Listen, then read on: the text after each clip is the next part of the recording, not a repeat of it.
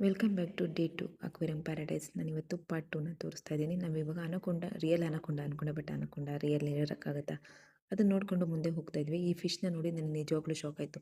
ಈ colour fishes ಇದೆಯಾ ಯಾವ ಅಕ್ವೇರಿಯಮಲ್ಲೂ ನಾನು ನೋಡಿರಲಿಲ್ಲ. ಬಟ್ ಇದ್ರಲ್ಲಿ ತುಂಬ ಡಿಫ್ರೆಂಟಾಗಿ ಫಿಶಸ್ ಇಟ್ಟಿದ್ದಾರೆ.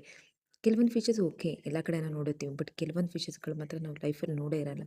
ಅಷ್ಟೇ ಚೆನ್ನಾಗಿ ಬ್ಯಾಕ್ಗ್ರೌಂಡ್ಗಳು ಕೂಡ ಸಖತ್ತಾಗಿ, ಒಂದು ಬ್ಯಾಕ್ಗ್ರೌಂಡ್ ಕೂಡ ಇನ್ನೊಂದರಲ್ಲಿ ರಿಪೀಟ್ ಆಗಿರಲ್ಲ. ಇದೊಂಥರ 3D ಲೋಕನೇ ಸೃಷ್ಟಿ ಮಾಡಿಬಿಟ್ಟಿದ್ರು.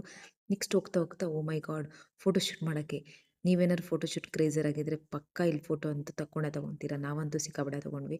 ನೆಕ್ಸ್ಟ್ ಹಿಂಗೆ ಬರ್ತಾ ಬರ್ತಾ ಸ್ವಲ್ಪ ಸ್ವಲ್ಪ ಚಿಕ್ಕ ಚಿಕ್ಕದು ಪುಟಾಣಿದೆಲ್ಲ ಇತ್ತು. ಓಕೆ, ಇವೆಲ್ಲ ಕಾಮನ್ ನೋಡಿದ್ದೀವಿ ಅಂದ್ಕೊಂಡ್ರೆ ಕೆಲವೊಂದಂತೂ ಓ ಮೈ ಗಾಡ್ ಶಾಕಿಂಗ್. ಇಷ್ಟೊಂದು ಹಿಂಗೆ ಲಯನ್ನು, ಟೈಗರು, ಝೀಬ್ರಾ ಈ ಥರ ಫಿಶ್ಗಳು, ಲಯನ್ ಫಿಶ್, ಓ ಮೈ ಗಾಡ್ ಈ ಥರ ಫಿಶ್ಗಳು ಇರ್ತವ ಅಂತ ಅನಿಸ್ಬಿಡ್ತು ನನಗಂತೂ. ಇದು ನೋಡಿದ್ರೆ ವೆಲ್ಲೇನೋ ಅನ್ಕೋಬೇಕು, ಆ ಥರ ಇದೆ. ಈ ಫಿಶ್ ನೋಡಿ, ನಿಮ್ಗೇನಾದ್ರು ಹೆಸರು ಗೊತ್ತಿದ್ರೆ ಕಮೆಂಟ್ ಮಾಡಿ. ಇನ್ನೂ ಥಿಂಕ್ ಮಾಡ್ತಾ ಇದೆ ಅನ್ನಿಸ್ತಾ ಇದೆ. ನೋಡಿ ಎಷ್ಟೊಂದು ಫಿಶ್ಗಳು ಡಿಫ್ರೆಂಟ್ ಆಗಿದೆ. ನಾವಂತೂ ಎಂಜಾಯ್ ಮಾಡಿದ್ವಿ, ಮಕ್ಕಳನ್ನಂತೂ ಕರ್ಕೊಂಡೋಗಿ ಸಿಕ್ಕಾಪಟ್ಟೆ ಎಂಜಾಯ್ ಮಾಡ್ತಾರೆ.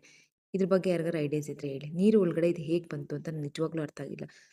ಇಲ್ಲಿ ನೋಡಿ ಯಾವ ಥರ ಇದೆ ಫಿಶಸ್ಗಳೆಲ್ಲ. ನಾನಂತೂ ಫಿಶ್ಗಳು ನೋಡಿ, ಸ್ಟಾರ್ ಫಿಶ್ಗಳು, ಅಯ್ಯೋ ಜೀಬ್ರಾ ಫಿಶ್ ಲೈಫಲ್ಲಿ ನಾನು ನೋಡೇ ಇರಲಿಲ್ಲ, ಆ ಥರದ್ದೆಲ್ಲ ಇದೆ.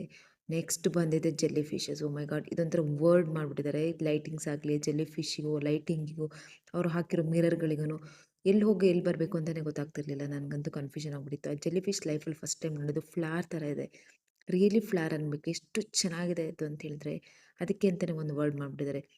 ನೆಕ್ಸ್ಟ್ ನಾವು ಬಂದಿದೆ ಕೆಳಗಡೆ ಫಾಲ್ಸ್ ಹತ್ರ. ಫಾಲ್ಸ್ ಅನ್ಕೋಬೇಕು, ಬಟ್ ಫಾಲ್ಸ್ ಅಲ್ಲ, ಅವರು ಕ್ರಿಯೇಟ್ ಮಾಡಿದ ಆ ಥರ ಮರ್ಮೈಡ್ ಇದ್ಲು. ಮತ್ತು ಫಾಲ್ಸ್ ಇತ್ತು. ಫೋಟೋಶೂಟ್ ಮಾಡೋಕ್ಕಂತೂ ಸಖತ್ತಾಗಿದೆ.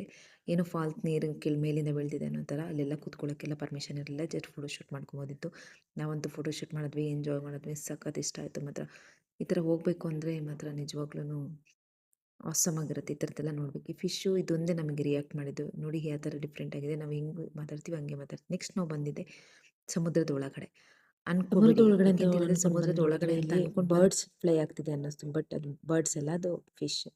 ನೆಕ್ಸ್ಟ್ ನಾವು ಬಂದಿದೆ ಲಯನ್ ಫಿಶ್ ಒಂದಿತ್ತು. ನೆಕ್ಸ್ಟ್ ನಾವು ಬಂದಿದೆ ಅಂಡರ್ ವಾಟರ್ ಒಳಗಡೆ. ಅಂಡರ್ ವಾಟರ್ ಒಳಗಡೆ ಬಂದಾದ ತಕ್ಷಣ ಅಲ್ಲಿ ಮರ್ಮೇಡ್ ಇದ್ರು. ಮರ್ಮೇಡ್ ಜೊತೆ ನಾವು ಫೋಟೋಶೂಟ್ ಮಾಡಿಕೊಂಡು 1 o'clock ನಿಮಗೆ ಶೋ ಇರುತ್ತೆ, ಮರ್ಮೇಡ್ ಶೋ ಇರುತ್ತೆ. ಆ ಕ್ರೌಡಲ್ಲಂತೂ ನಿಜವಾಗ್ಲೂ ನೋಡೋಕ್ಕಾಗಲಿಲ್ಲ. ಆದಷ್ಟು ವೀಡಿಯೋ ಕ್ಯಾಪ್ಚರ್ ಮಾಡೋಕ್ಕೆ ಟ್ರೈ ಮಾಡಿದೆ. ತುಂಬ ಚೆನ್ನಾಗಿ ಮಾಡಿದ್ರು. ಆ್ಯಕ್ಚುಲಿ ಹ್ಯಾಟ್ಸ್ ಆಫ್ ಹೇಳಬೇಕು ಅವ್ರಿಗೆ. ಅಷ್ಟು ಒಳಗಡೆ 1/4 ಗಂಟೆ ಇದ್ದು ನಮಗೆ ಎಂಜಾಯ್ಮೆಂಟ್ ಮಾಡ್ತಾರಲ್ಲ, ಅವ್ರ ಜೊತೆ ಫೋಟೋ ತಗೊಂಡ್ರೆ ನಮಗೆ ಈ ಥರದ್ದು ಸ್ಲಿಪ್ಗಳು ಕೊಡ್ತಾರೆ. ಇದನ್ನು ಸ್ಕ್ಯಾನ್ ಮಾಡಿಕೊಂಡು ನಾವು ಡೌನ್ಲೋಡ್ ಮಾಡ್ಬೋದು, ಅಥವಾ ಅಲ್ಲೇ ತೊಗೋಬೋದು. 250 ರುಪೀಸ್ ಆಗುತ್ತೆ. ಫೋಟೋಸ್ ನೋಡ್ಬೋದು ಹೇಗಿದೆ ಅಂತ ಹೇಳ್ಬಿಟ್ಟು. ನಿಮ್ಗೆ ಯಾವ್ದು ಬೇಕು ಚೂಸ್ ಮಾಡಿದ್ರೆ ಅವ್ರು ಕೊಡ್ತಾರೆ ನಮಗೆ. Thank you so much.